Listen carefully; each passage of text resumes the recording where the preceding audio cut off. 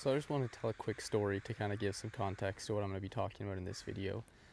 I usually will record 2 videos at the same time on the weekend when I go for my walk. So I'll leave my house, I'll walk to the forest, I'll get to the forest, the whole time I'll be planning the video in my head. And when I get here, pretty much every time without fail, I will get out my camera, get out my gear, and I will pick my spot in the forest I want to record at, and I will stand there for like 10 to 15 minutes every time, just standing there. I'm overthinking just clicking the record button, getting the bad takes out of the way.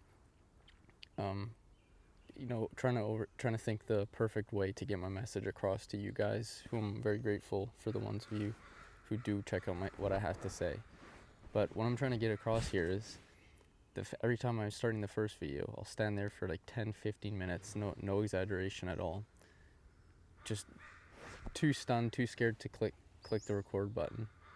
But once I get started, it's all good to go. And every time when I start the second video, I can start in like a minute or 2 minutes once I have the idea in my head.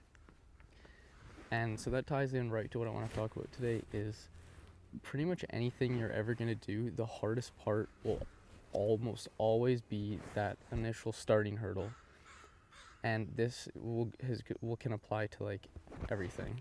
A couple big ones in my life are going on walks is a big one. Like sometimes it'll be like a kind of not the best day outside, and I'll be a little bit hesitant to go. Be like, it's comfortable in my house, I don't want to go out. But if you just do the hard part, you get your shoes on, you get a jacket on, you go out. I never go back to my house and having regretted the decision to go for the walk. That's a really common one for the gym as well. You always hear people will be like, they don't want to work out that day, they're feeling tired, but they go and do it anyways. And again, they never regret it. They pretty much will feel better every single time. And a key point I want to get across though is you don't always have to finish something.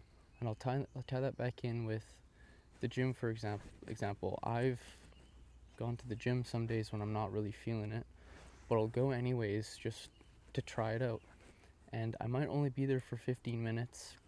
And if I'm really still not feeling it after that 15 or so minutes after I warmed up, I'll just leave. And for context, I'm usually at the gym for around a little bit under an hour and a half. And on those days, I give it 15 minutes. If I'm still not feeling it, I don't force it. So keep that in mind. If you do go ahead and get the hardest part done, which is starting, no matter what it is, if you're still not in the mood for it, you're not feeling like it's coming any easier, whether it's something that's physically draining, you really are feeling too tired, or even mental fatigue. If you're reading a book or something and you can't get into it, you're not focused, there's no shame in just dropping the task, because at least you have that positive frame in your mind that you went into the task and you gave it an honest attempt. You gave it your best. Because I'll tell you what, if you didn't do the thing and you just stayed at home and you didn't go to the gym, you're going to feel a whole lot worse, because you won't even know, because you didn't give an attempt. You didn't know if you would end up feeling it that day. And that's kind of the drawback to not just starting, getting over that first hurdle. And this is like a really important thing. Like, I don't really hear many people talk about this, but the value you get from at least giving something a shot for the day, it can really go for anything if you just give it that attempt. I know you might think that it's a time sink. There are some things that might require you to drive somewhere, spend a lot of time, more time than 10-15 minutes. Like you get what I mean. Sometimes some of these tasks are a bigger time sink than others, and that's where you kind of need to picture in your head the risk versus reward kind of thing. And that's highly individual, so I'm not really going to get into that. But the simple things in your house, like maybe like cooking a meal versus ordering something in, like if you kind of want to cook that day, but you kind of don't, just start prepping some ingredients. Maybe you'll feel like you want to finish cooking, or if not, there's no shame in stopping. Then you can order food and you're not going to feel so bad after, because you gave the task a chance. You gave yourself the start at least. Because like I said, when I come here to record, I'll stand in that spot overthinking everything for the first 15 minutes I get here. But when I click the record button, I kind of just flows. I know that's something that'll get better with time. You know, I try to do everything in one take and don't edit much of my videos, and I know that's probably not very appealing. You know, it doesn't do well on YouTube, but I feel like it's genuine. And if that's what I want to bring to you guys who do decide to watch my stuff, that's what I'm going to continue to do.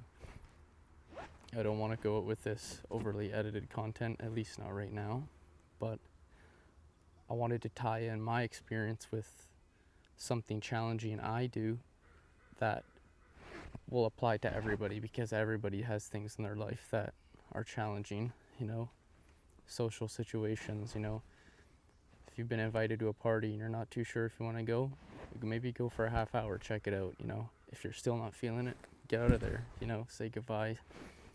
Don't have to make up an excuse or anything, and just be straight up, say, hey, I'm not really feeling social right now.